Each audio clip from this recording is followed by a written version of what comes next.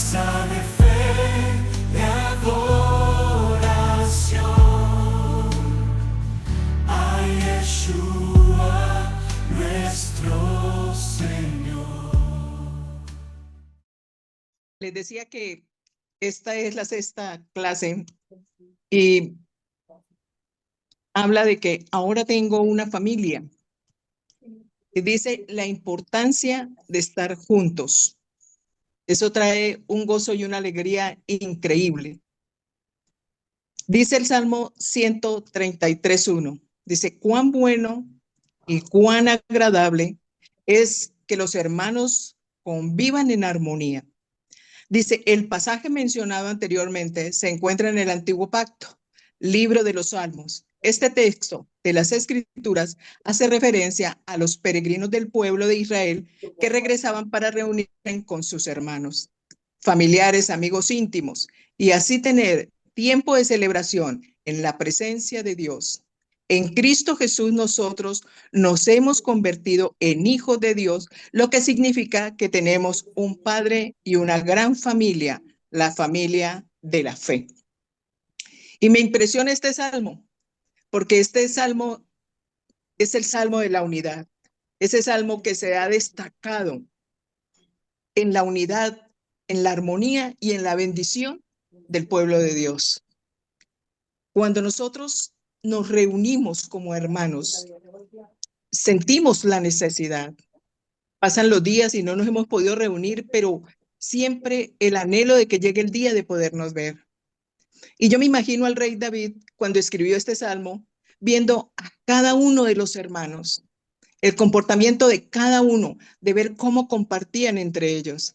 Por eso trajo el Salmo 133:1. Dice, cuán agradable que los hermanos convivan en armonía. Dice Efesios 2:18-19, dice, pues por medio de Cristo tenemos acceso al Padre por un mismo espíritu. Por lo tanto, ustedes ya no son extraños ni extranjeros, sino conciudadanos de los santos y miembros de la familia de Dios. Ya no somos extraños, ya no somos extranjeros entre nosotros. Somos miembros de la familia de Dios, porque tenemos el mismo Padre para ser la familia. Es la que nos une en la familia de Dios. Dice que cuando el rey Salomón quiso fabricar una casa donde Dios hiciera su habitación, lo hizo con piedras que ya venían listas para ensamblar cada una en lugar que le pertenecía. Impresionante, porque quería decir que ya las piedras estaban con el perfecto acabado que necesitaban para ir ensamblando. Y luego dice aquí, el templo del rey Salomón fue como un gran rompecabezas o un armatodo, cuyas fichas estaban fabricadas para ubicarlas en lugar que le pertenecía a cada una.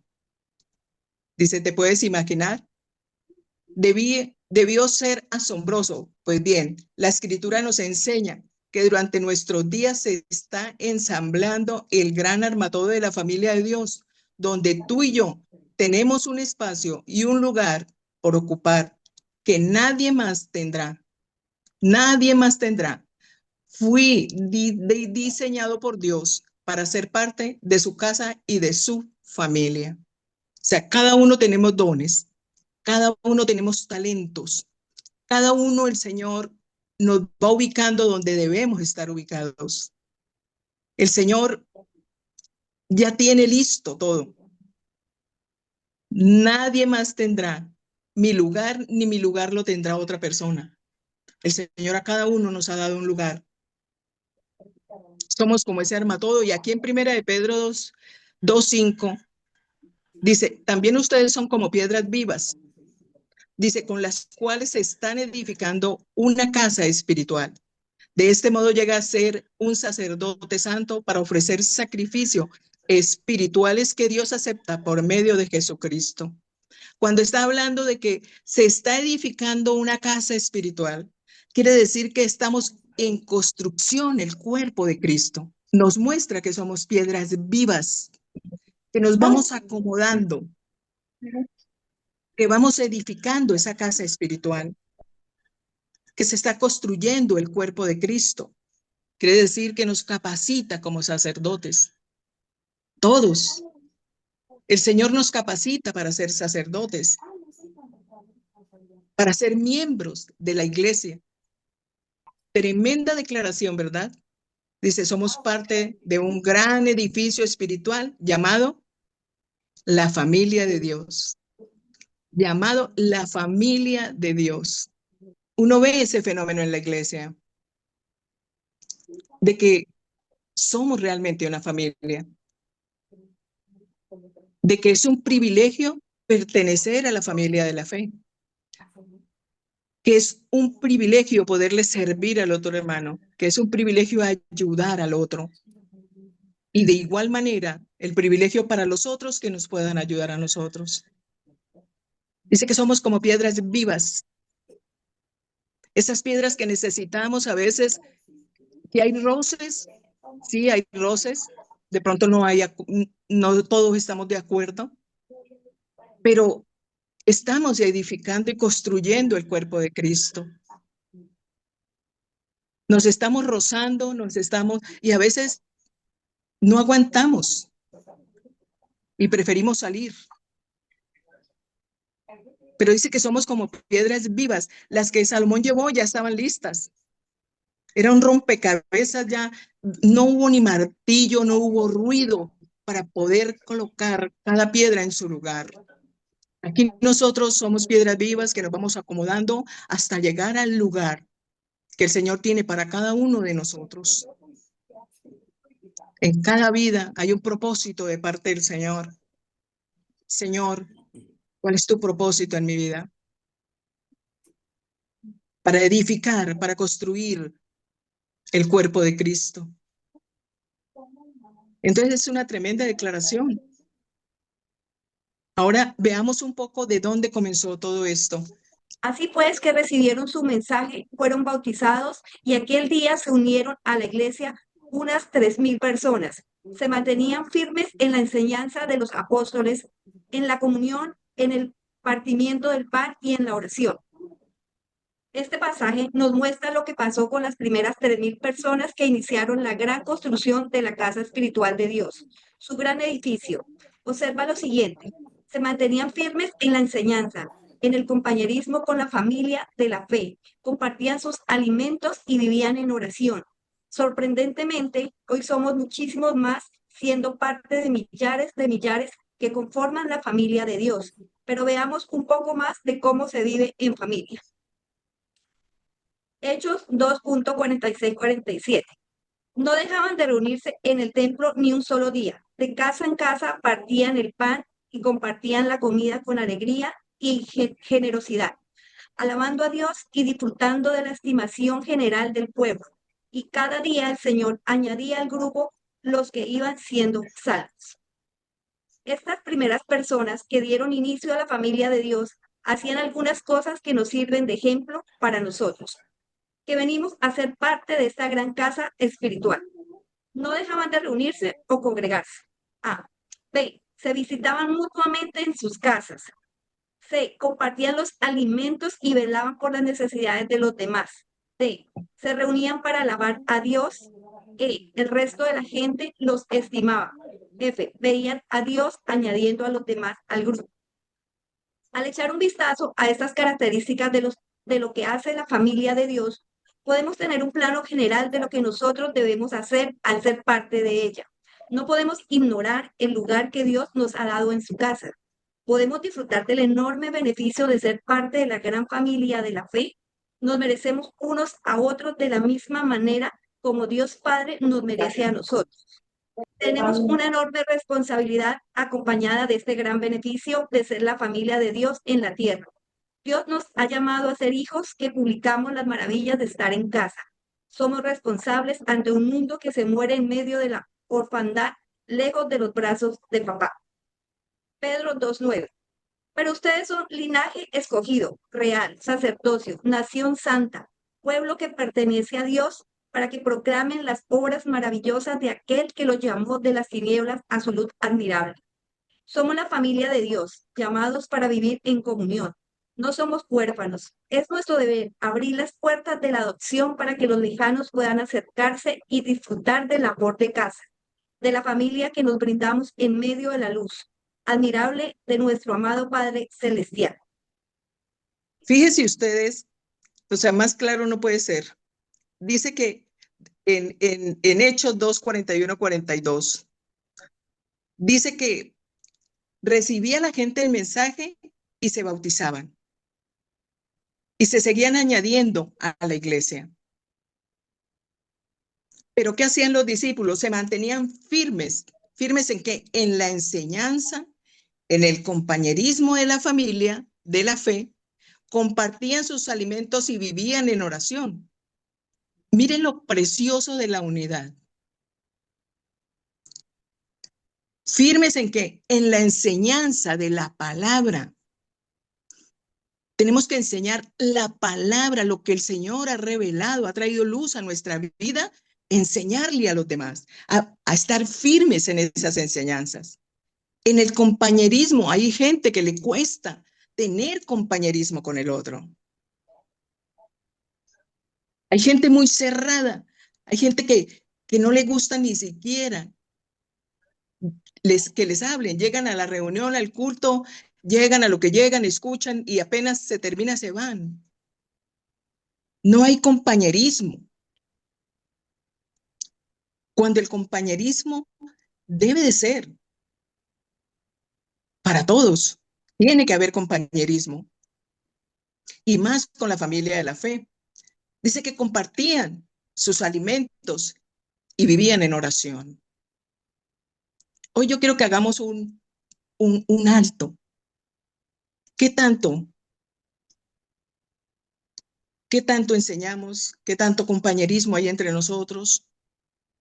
¿Qué tanto compartimos los alimentos? ¿Qué tanto vivimos en oración los unos por los otros cuando nos reunimos? Que no sea el día de la célula, que no sea, sino que podamos tener un grupo de llamar y decir, venga, tenemos una emergencia, necesitamos que estén orando por nosotros. Eso hace la familia. Hay compañerismo en la familia, de compartir la mesa, de hablar. Y algo que hay que mirar donde dice, estas primeras personas que dieron inicio a la familia de Dios, hacían algunas cosas que nos sirven como ejemplo para nosotros. Dice, no dejaban de reunirse o congregarse. Y no era un día a la semana. Y no era 40 minutos o una hora. Pasaban tiempo. Se visitaban mutuamente en sus casas. Compartían los alimentos y velaban por las necesidades de los hermanos, de lo que está pasando el otro. De que no tiene trabajo, no tiene empleo, no tiene cómo pagar sus servicios públicos, no tiene con qué hacer mercado, pero nosotros no conocemos el hermano de enseguida, ni siquiera el nombre, y me da pena. Pero mire el ejemplo, dice que compartían los alimentos y las necesidades de los demás, tanto en lo físico como en lo espiritual. Dice, se reunían para alabar a Dios, no se reunían a malgastar el tiempo, era a perseverar en la oración, a compartir, a alabar a Dios. Es lo que vemos en la E. Dice que el resto de la gente los estimaba. ¿Por qué? Porque la familia de Dios, la familia de la fe, somos diferentes a las otras familias. ¿Qué tiene usted para darle a los demás? Dice, y el resto de la gente los estimaba. Y se veía cómo Dios añadía a los demás al grupo. Ni siquiera hablar, sino por el mismo testimonio que la gente daba, la gente se añadía al grupo. Ahora dice, al echar un vistazo a estas características de los que hace la familia de Dios, podemos tener un plano general de lo que nosotros debemos hacer parte de ella. La instrucción es clara en Hechos de los Apóstoles, cuando comenzó la iglesia primitiva. Ahí comenzó la iglesia, en Hechos de los Apóstoles. Ahí nos dan un plano general de lo que nosotros debemos hacer. Mi hermano no puede ser indiferente. Yo no puedo ser indiferente con mi hermano y mi hermano no puede ser indiferente conmigo, porque somos una familia. No podemos ignorar el lugar que Dios nos ha dado en su casa. Podemos disfrutar del enorme beneficio de ser parte de la gran familia de la fe. ¿Por qué? Porque hablamos el mismo idioma. Tenemos el mismo sentir y vivimos en el mismo espíritu. Ese es el beneficio que tenemos. Que hablamos el mismo idioma, que es el idioma de la palabra de Dios. Hablamos la palabra de Dios. Disfrutamos contando todos esos beneficios que hemos recibido de parte del Señor, perteneciendo a la familia de la fe. Ahora dice aquí, tenemos una enorme responsabilidad acompañada de este gran beneficio de ser la familia de Dios en la tierra. Dios nos ha llamado a ser hijos que publicamos las maravillas de estar en casa. Somos responsables ante un mundo que se muere en medio de la oscuridad, lejos de los brazos de papá. ¿Quiere decir que usted y yo somos responsables de las almas que están alrededor nuestro? De compartirle del Señor y hacer que sean ellos parte de la familia de Dios aquí en la tierra. Porque si Dios nos ha llamado a ser hijos, quiere decir que tenemos que publicar, declarar la palabra, enseñar, decirle a la otra persona, sí hay esperanza, porque tenemos un Dios todopoderoso. Si lo hizo conmigo, lo hace con usted. Ahora, dice Primera de Pedro 2:9, dice, pero ustedes son linaje escogido. Quiere decir que no somos cualquier persona. Que somos real sacerdocio, que somos nación santa, santos apartados para el Señor. El pueblo que le pertenece a Dios para proclamar, para declarar, para publicar las obras maravillosas de aquel que nos llamó de las tinieblas a la luz admirable. No somos cualquier cosa. Hemos sido escogidos aún desde antes de la fundación del mundo. Ya el Señor nos tenía en la mira. ¿Para qué? Para proclamar las obras maravillosas de aquel que nos llamó. Dice, somos la familia de Dios, llamados para vivir en comunión. No somos huérfanos. Es nuestro deber abrir las puertas de la adopción para los lejanos puedan acercarse y disfrutar del amor de casa, de familia, que nos brindamos en medio de la luz admirable de nuestro amado Padre Celestial. Dice que estamos llamados ¿para qué? Para vivir en comunión. Para vivir en comunión. Mucha gente llega a la iglesia huérfana, pero nosotros no somos huérfanos ya. Nuestro padre y nuestra madre se murió, o por lo menos los míos, pero ya no estamos huérfanos. Yo no me siento huérfana, porque tengo a mi padre. Por eso dice, es nuestro deber abrir las puertas a la adopción, para que los lejanos puedan acercarse y disfrutar del amor de casa. Dice en Gálatas 6:10. Por lo tanto, siempre que tengamos la oportunidad, hagamos bien a todos y en especial a los de la familia de la fe. Cuando yo leía esto, dice, por tanto, siempre que tengamos la oportunidad, hagamos el bien a todos y a todos, habla en general, y en especial a los hermanos de la fe. ¿Cuántos hermanos de la fe no sé ni dónde viven, ni cómo se llaman, ni qué hacen, ni en qué puedo ayudar? en hacerle el bien. Hagamos el bien, dice, a todos, pero en especial a los de la familia de la fe. En la iglesia se tiene que romper ese frío. Es que yo no la abrazo porque es que a mí me da una pena cuando yo abrazo. No, es que yo ni me sé el nombre. No, es que como ni se acerca, si no se acerca, yo me acerco. Le hago bien a la otra persona. Porque hay gente muy tímida. Le hago bien a todo el mundo, pero en especial a la familia de la fe. Tiene que haber una prioridad con la familia de la fe. Dice, qué glorioso, ¿verdad? Tenemos acceso al Padre por medio de nuestro Señor Jesucristo. Conocemos el camino que lleva a la familia eterna de Dios y ya no somos extraños ni extranjeros, somos miembros de la familia de Dios. Una de las primeras prácticas que debemos convertir en un hábito es congregarte con regularidad. Cada vez que te unes con tu hermano en la fe, es como si la hoguera se encendiera y aumentara su calor. Cada uno de nosotros somos como pequeños carbones encendidos por el amor de Dios en nuestros corazones. Esta es la razón por la que no podemos crecer solos.